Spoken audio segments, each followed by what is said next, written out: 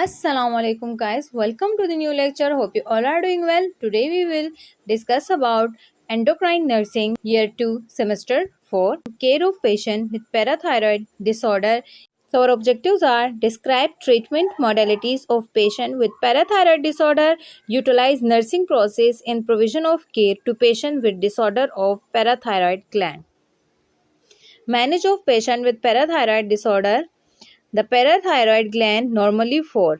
अगर हम parathyroid gland की बात करें तो ये तकरीबन तादाद में हमारे पास कितने होते हैं, क्वांटिटी में कितने होते हैं, ये 4 होते हैं। कितने होते हैं? 4, यानी कि 2 पेयर्स होते हैं इसके। Then situated in the neck, ये प्रेजेंट कहाँ पर होता है? नेक में प्रेजेंट होता है, embedded in the posterior aspect of thyroid gland. और ये कहाँ पर होते हैं? थायराइड ग्लैंड के बिल्कुल पीछे होते हैं। थायराइड ग्लैंड के बिल्कुल पीछे, जैसे कि थायराइड ग्लैंड के 4 लोब है ना, तो हर एक लोब के पीछे क्या है? एक एक पैराथायरॉयड हार्मोन है, ग्लैंड है। These small gland are easily overlooked, ये जो छोटे छोटे स्मॉल से ग्लैंड्स है इसको हम आराम से देख सकते हैं। Can be remove inadvertently during thyroid surgery. अगर हम थायराइड सर्जरी करते हैं तो ये जो हमारे पास पैराथायरॉयड हार्मोन है ये भी क्या हो जाते हैं? रिमूव हो जाते हैं। तो जैसे कि आप देख रही है हमारे पास थायराइड ग्लैंड है बटरफ्लाई शेप और इसके 4 लोब है। इन हर एक लोब में क्या है? एक एक पैराथायरॉयड हार्मोन है। एक ये रहा, एक ये रहा, एक ये रहा और एक ये रहा। ये जो पिंक है ये हमारे पास थायराइड ग्लैंड है और ये जो येलो येलो ये हमारे पास क्या है? पैराथायरॉयड। देन हमारे पास आप देख सकते हैं कि ये हमारे पास क्या है? एडम्स एप्पल यानी कि थायराइड कार्टिलेज, और इसके बिल्कुल नीचे ये हमारे पास क्या है? थायराइड ग्लैंड है। क्या है? थायराइड ग्लैंड है। तो इसका अगर हम ऐसे मोड़े, ठीक है, इसको ऐसे उल्टा कर ले तो ये इसका ये वाला व्यू आएगा। तो इस पर आप देखें तो यहाँ पर कितने हैं? 1 2 3 एंड 4। तो कितने हैं हमारे पास total parathyroid gland? 4। Okay. Then parathormone, जो हमारे पास पैराथायरॉयड ग्लैंड है वो जो हार्मोन सिक्रेट करता है उसे हम पैराथायरॉयड हार्मोन भी कहते हैं और पैराथ हार्मोन भी कहते हैं। The protein hormone from the parathyroid gland, जो हमारे पास पैराथायरॉयड से ग्लैंड्स रिलीज होते हैं वो नेचर में कैसे क्या होते हैं? प्रोटीन्स हार्मोन्स होते हैं। Regulate calcium and phosphorus metabolism. जो पैराथायरॉयड ग्लैंड है इसका सबसे मेन जो फंक्शन है वो क्या है? हमारी बॉडी में कैल्शियम और फॉस्फोरस की मेटाबॉलिज्म। क्या इंपॉर्टेंट इसका जो मेन फंक्शन है वो क्या है? Calcium and phosphorus metabolism. इसका आपका एमसीक्यूज आ सकता है। Parathyroid hormone also tend to lower the blood phosphorus level. जो हमारे पास पैराथायरॉयड हार्मोन है वो क्या करते हैं? जो हमारे ब्लड में फॉस्फोरस लेवल है उसको क्या करते हैं? कम करते हैं। फॉर एग्जांपल अगर फॉस्फोरस लेवल बढ़ जाए तो पैराथायरॉयड हार्मोन सिक्रीट होके क्या करेगा? फॉस्फोरस के लेवल को ब्लड में से क्या कर देगा? कम कर देगा। अब हमारे पास टाइप्स पढ़ते हैं। तो पहले हमारे पास आता है हाइपर पैराथायरॉयडिज्म। क्या आता है? हाइपर पैराथायरॉयडिज्म, जिसमें क्या होगा? सिक्रेशन एक्सेसिव अमाउंट में होगी। तो hyperthyroidism which is caused by over production of parathyroid hormone, इसमें क्या होगा कि ओवर प्रोडक्शन होगी, एक्सेसिव अमाउंट में प्रोडक्शन होगी पैराथायरॉयड हार्मोन की, यानी कि जरूरत से ज्यादा प्रोडक्शन होगी इसकी। The parathyroid gland is characterized by decalcification and the development of renal calculi kidney stone containing calcium. कह रहे हैं कि अगर हाइपर पैराथायरॉयडिज्म होगा तो इसके साथ हमारे क्या होगा? बोन डीकैल्सिफिकेशन, बोन्स में क्या हो जाएगी? डीकैल्सिफिकेशन होगी, यानी बोन्स में से कैल्शियम क्या होगा? सही तरीके से डिपॉजिट नहीं हो पाएगा। And the development of renal calculi, और किडनी में क्या होगा? रीनल कैलकुलाई यानी कि किडनी स्टोन प्रोड्यूस होना शुरू हो जाएगा, जिसमें हमारे पास क्या होगा? कैल्शियम होगा। अब अगर हम देखें कि हाइपरथायरॉयडिज्म में हमारे पास क्या क्या साइन सिम्टम्स आते हैं, तो सबसे पहले हमारे पास आ रहा है बोन लॉस। क्या आ रहा है? Bone loss. अब इसमें बोन लॉस क्यों हो रहा है? क्योंकि आप जानते हैं कि इसमें क्या हो रही है? डीकैल्सिफिकेशन हो रही है। क्या हो रही है?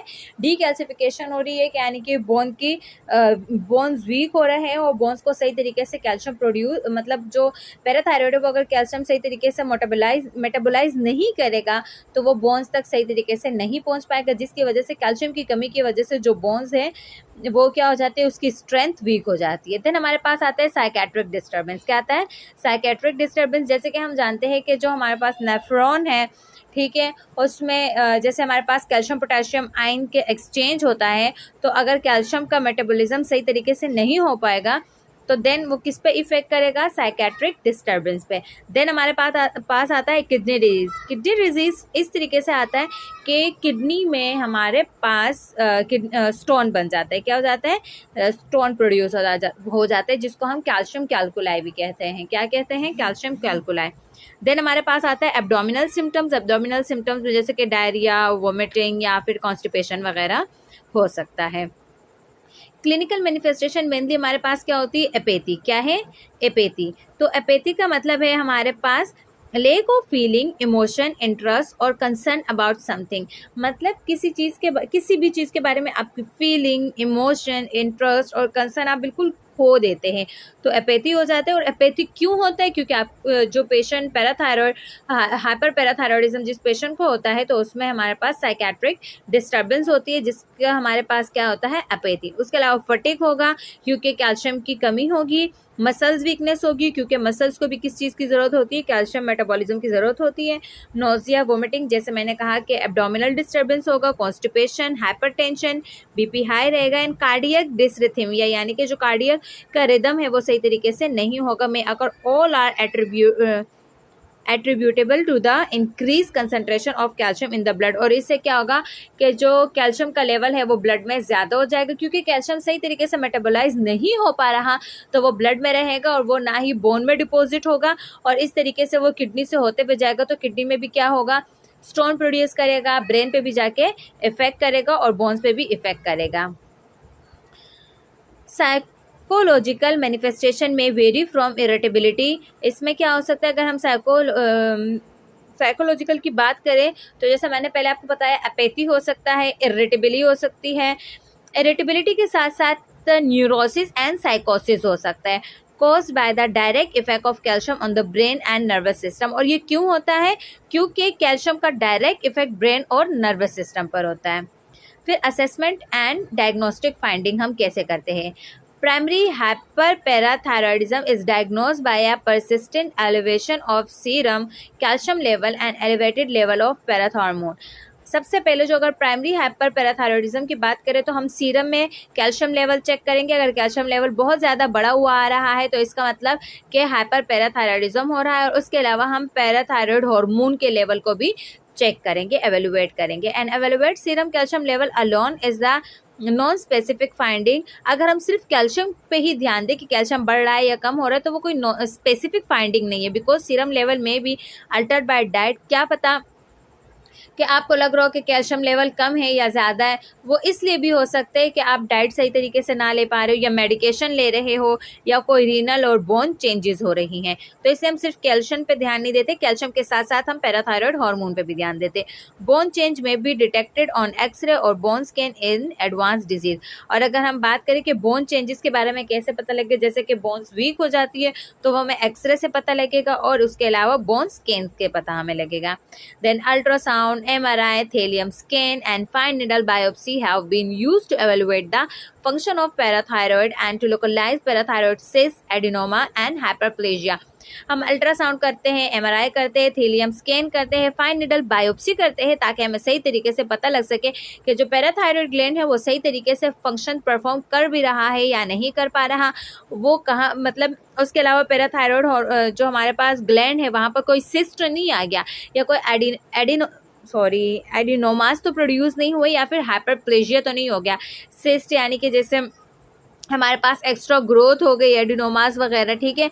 या फिर हाइपरप्लेजिया में कि वहाँ पर सेल्स जो है वो एक्स्ट्रा प्रोड्यूस तो नहीं हो रहे।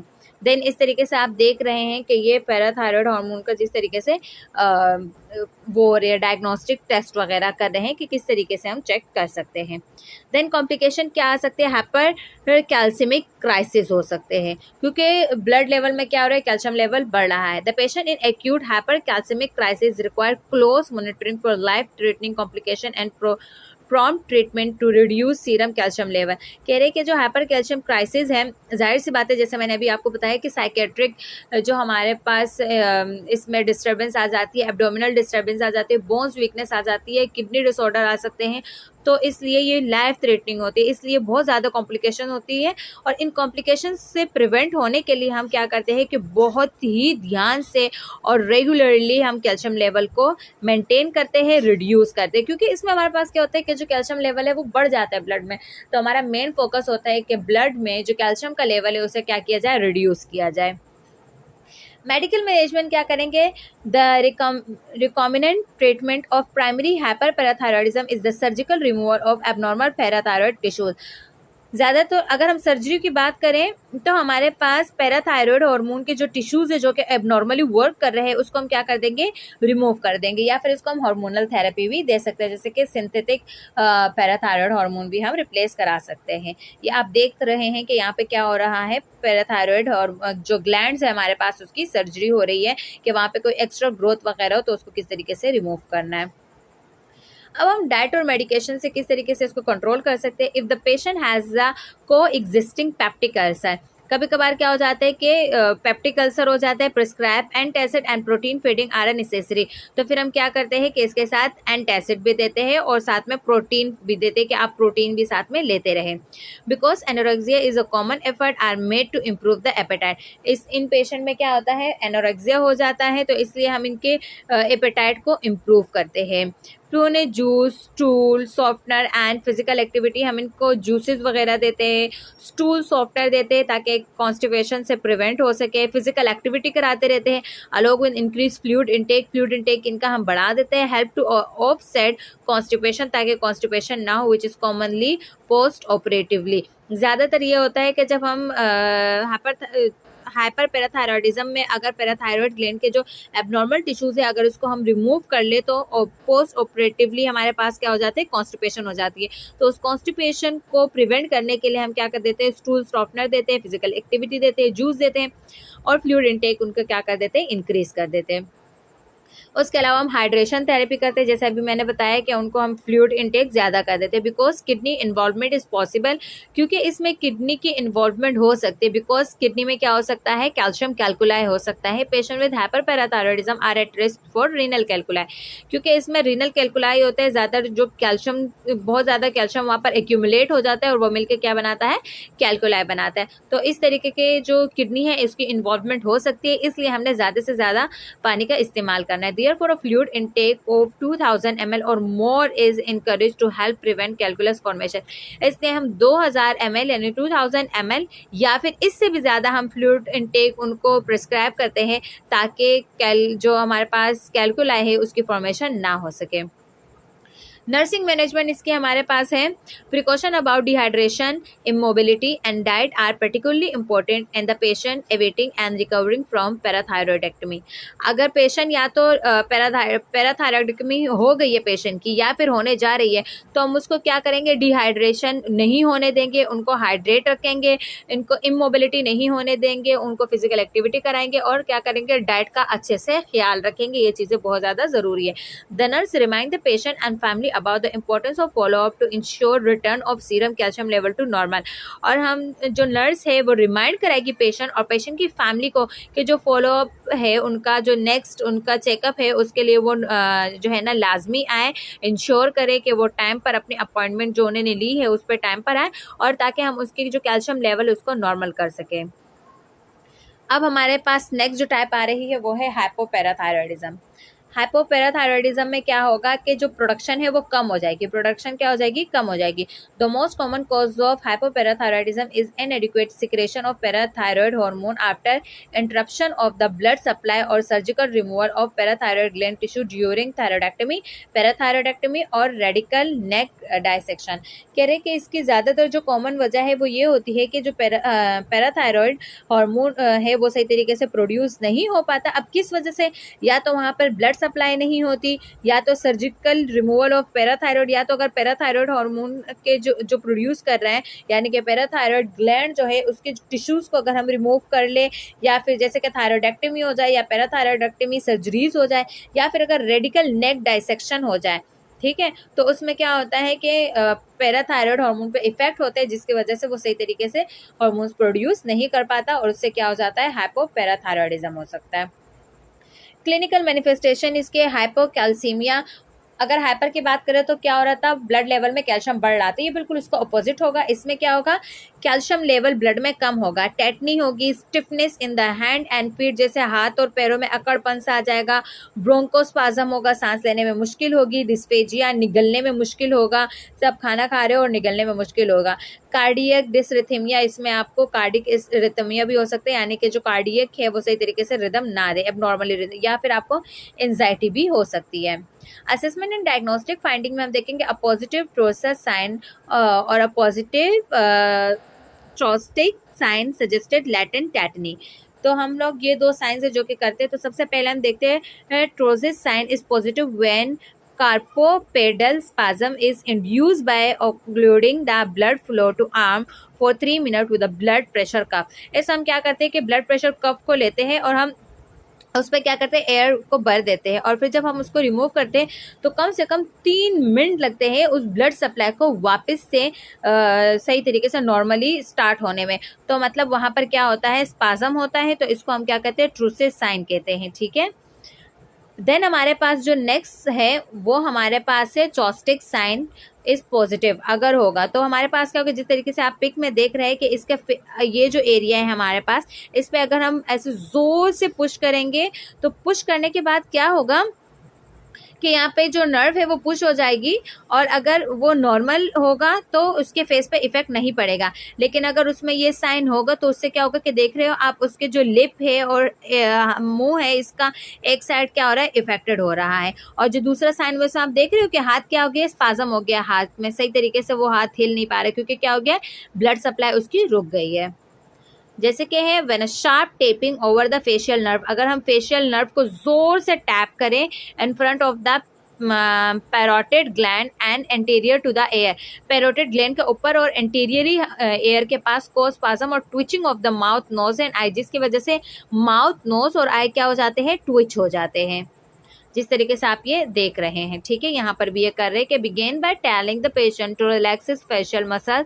सबसे पहले हम पेशेंट को कहेंगे कि वो अपने फेशियल मसल्स को क्या करे, बिल्कुल ही नॉर्मल कर ले, रिलैक्स कर ले। Then stand directly in front of him, उसके बिल्कुल सामने फ्रंट पे आपने खड़ा होना है, and tap the facial nerve either just interior to the ear lobe the below the zygomatic arch of between the zygomatic arch and the corner of his mouth, कि जो हमारे पास फेशियल नर्व है जो कि बिल्कुल इंटीरियरली हमारे air के पास मौजूद है, उसको हम क्या करेंगे, जोर से पुश करेंगे, टैप करेंगे। Positive response varies from twitching of the lip, lip क्या हो जाएगी, ट्विच हो जाएगी, corner of the mouth Twitch हो जाएगा, स्पाज्म हो जाएगा वहाँ पे, facial muscle depending on the severity of hypocalcaemia. अब ये डिपेंड करता है कि अगर सीवियरिटी ज़्यादा होगी तो जाहिर सी बात है वो ज़्यादा ट्विचिंग होगी, और अगर सीवियरिटी कम होगी तो कम ट्विचिंग होगी।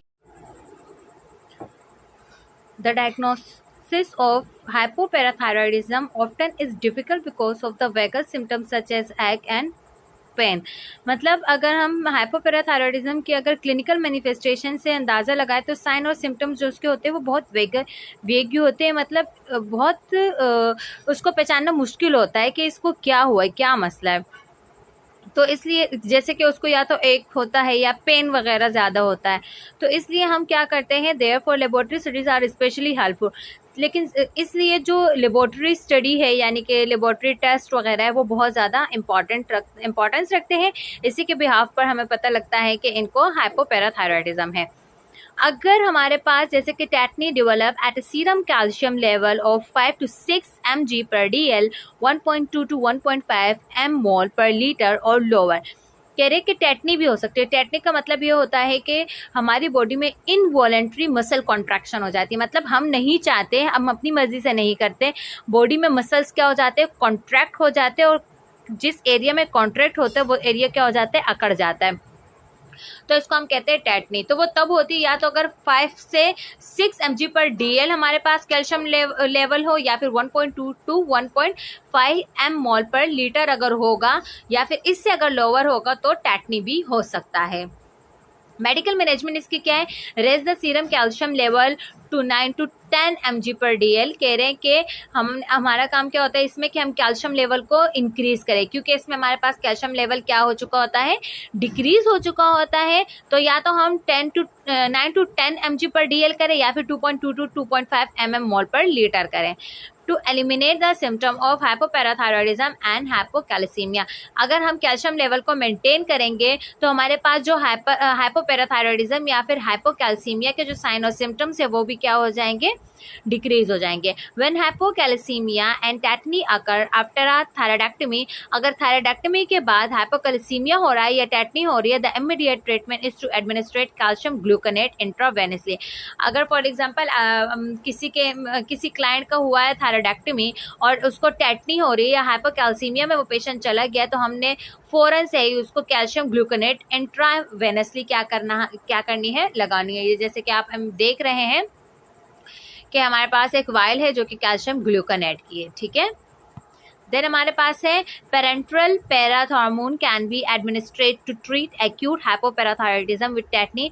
अगर एक्यूट पैराथायरॉयडिज्म हो रहा है, हाइपोपैराथायरॉयडिज्म और टेटनी हो रही है साथ में, तो हम क्या करते हैं, इंट्रावेनसली भी यानी पेरेंटली भी हम क्या देते हैं, हार्मोन थेरेपी देते हैं। The high incidence of allergic reaction to injection of parathormone however limited use to acute episode of hypocalcemia. कह रहे अगर कोई जैसे कि एडवर्स इफेक्ट हो रहा है या एलर्जी हो रही है, कोई रिएक्शन हो रहा है, तो हम कोशिश करते हैं कि बहुत कम दे या फिर तभी दे जब एक्यूट एपिसोड ऑफ हाइपोकैल्सीमिया होगा। नर्सिंग मैनेजमेंट इसमें है care of post operative patient having thyroidectomy, के पोस्ट ऑपरेटिव केयर जब हम देंगे थायराइडेक्टमी में, तो पैराथायरॉइड या फिर थायराइडेक्टमी में या रेडिकल नेक डाइसेक्शन में is direct toward detecting early sign of hypocalcemia और एंटिसिपेटिंग साइन ऑफ टेटनी। तो जब भी पोस्ट ऑपरेटिव केयर देंगे, भले थायराइडेक्टमी हुई हो, पैराथायराइडेक्टमी हुई या रेडिकल नेक डाइसेक्शन हुई हो, तो हमारा काम है कि हम सबसे पहले साइंस चेक करें कि कौन कौन से साइन हैं, कि हाइपोकैल्सीमिया तो नहीं हो रहा या फिर टेटनी तो नहीं हो रही, सीजर या फिर रेस्पिरेटरी डिफिकल्टीज, क्योंकि इसमें क्या था कि ब्रोंकियोस्पाज्म भी हो रहा था। Calcium gluconate is kept at the bedside with the equipment necessary for intravenous administration। हमने बेड साइड पर कैल्शियम ग्लूकोनेट रखनी है ताकि अगर उसको एक्यूट हाइपोपैराथायरॉयडिज्म हो रहा है और साथ में टेटनी हो रही है, तो जब भी ज़रूरत पड़े, जब भी उसको मींस के एक्यूट पैराथायरॉयडिज्म होगा, तो हम उसको उसी time calcium gluconate intravenously administrate कर सके। If the patient has a cardiac disorder, अगर पेशेंट को कोई कार्डियक डिसऑर्डर है, इज सब्जेक्टेड टू डिसरिथमिया और is receiving digitalis, calcium gluconate is administered slowly and cautiously. Means कि अगर किसी को कार्डियक डिसऑर्डर है, ठीक है, तो हम क्या करेंगे कि जो कैल्शियम ग्लूकोनेट देंगे बहुत स्लोली देंगे और बहुत प्रिकॉशंस के साथ देंगे। Calcium and digitalis increase systolic contraction and also potential each other. These may produce potentially fatal dysrhythmia। कह रहे कि अगर हम जैसे कि कैल्शियम ग्लूकोनेट या डिजिटलीज देते हैं, तो इससे क्या होता है कि हमारे पास सिस्टोलिक कॉन्ट्रैक्शन इंक्रीज हो जाती है। सिस्टोलिक कॉन्ट्रैक्शन इंक्रीज होने की वजह से फर्टल डिसरिथमिया भी हो सकता है। तो consequently the cardiac patient require continuous cardiac monitoring and careful assessment. तो जब भी अगर हम कार्डियक पेशेंट को ये देंगे, एडमिनिस्टर करेंगे, तो हमने क्या करना है कि रेगुलरली कंटिन्यूसली क्या करना है, कार्डियक आउटपुट को चेक करते रहना है, कार्डियक फंक्शनिंग को मॉनिटर करते रहना है और केयर देनी है। Thank you so much for watching and supporting us. Make sure subscribe our channel and hit the bell icon for the notification. Also share and like the lecture. See you in next lecture. Allah Hafiz.